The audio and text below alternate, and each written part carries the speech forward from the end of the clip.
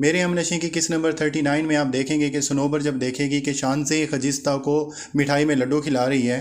تو وہ بھاگی بھاگی شانزے کے پاس آئے گی اور وہ کہے گی کہ اس کو لڈو کیوں کھلا رہی ہو، اس کو برفی کھلاؤ۔ جس پر شانزے اس کو جواب دے گی کہ ابھی اس کو لڈو کھلا رہے ہیں کیونکہ اس کے ہونے والے شوہر کا یہ حکم ہے کہ اس کو لڈو کھلایا جائے، تو ہم اس کو لڈو کھلا رہے ہیں، بعد میں اس کو ہم برفی بھی کھلا دیں گے۔ صنوبر کے منہ سے ہڑبڑاہٹ میں یہ بات نکل جائے گی کہ اس کو برفی کھلاؤ، اور برفی میں نے اپنے ہاتھوں سے تیار کی ہے۔ ابھی وہ یہ ساری باتیں کر ہی رہے ہوں گے کہ کوہرام مچ جائے گا اور انہیں پتہ چلے گا کہ درگزئی کی موت واقع ہو گئی ہے، اور درگزئی کی لاش دے کر ان سب کو اندازہ ہو جائے گا کہ درگزئی کی جو اچانک موت ہوئی ہے وہ زہر کھانے کی وجہ سے ہوئی ہے۔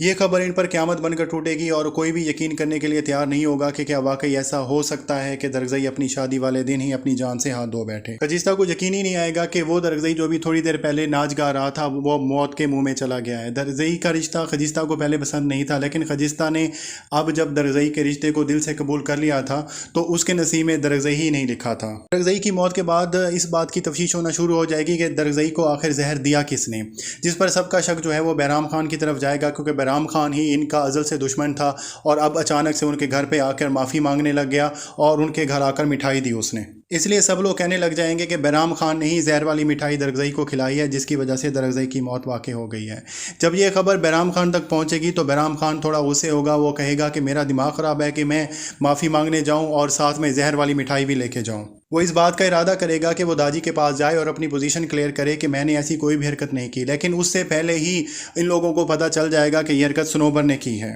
کیونکہ صنوبر نے ہی وہ مٹھائی تیار کی تھی اور اس میں ایک ہی برفی کا ٹکڑا رکھا تھا، اور وہ بار بار کوشش کر رہی تھی کہ وہ صرف ایک برفی کا ٹکڑا خجستہ ہی کھائے، کیونکہ خجستہ کو بھی یاد آئے گا کہ وہ برفی کا ٹکڑا درگزئی نے کھایا تھا اور وہ کھانے سے پہلے اس نے کہا تھا کہ میں یہ تمہاری محبت میں کھا رہا ہوں۔ خجستہ کو اب اس بات کا احساس ہوگا کہ وہ موت جو اس کے کھاتے میں لکھی ہوئی تھی وہ درگزئی نے اپنے سر پر لے لی۔ شانزے بھی اس بات کی گواہی دے گی کہ صنوبر درگزئی کو پسند کرتی تھی اور صنوبر نے شاید حسد میں آ کر خجستہ کو زہر دینے کی کوشش کی، جو کہ غلطی سے درگزئی نے کھا لیا۔ اس طرح سے صنوبر پکڑی جائے گی اور بہرام خان کی پوزیشن جو ہے وہ کلیئر ہو جائے گی، لیکن ان سب باتوں کے باوجود درگزئی مر چکا ہے اور وہ اب واپس آنے والا نہیں۔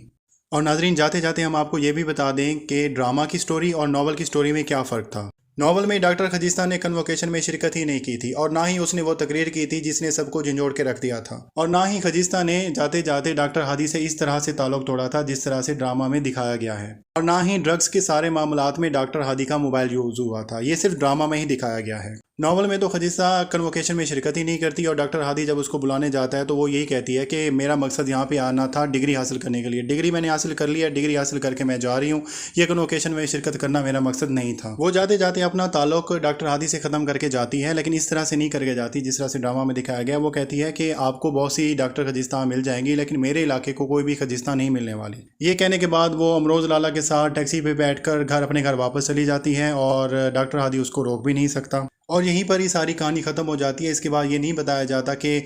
خجستہ کی شادی درگزئی سے ہوتی ہے یا نہیں ہوتی، لیکن میرے خیال میں یہ امپلائڈ ہی ہے کہ خجستہ جب ڈاکٹر ہادی کو چھوڑ کے چلی جاتی ہے تو وہاں پر جب جاتی ہے تو اس کی شادی درگزئی سے ہوتی ہے، لیکن ڈرامہ میں ایسا نہیں ہوتا۔ اور ویسے بھی اگر ساری کہانی انہوں نے ناول سے کاپی پیسٹ ہی کرنا تھی تو پھر کس نے ڈرامہ دیکھنا تھا۔ تو ناظرین، یہ تھی ہماری آج کی ویڈیو، اگر آپ کو اچھی لگی تو لائک کریں اور سبسکرائب کریں۔ اللہ حافظ۔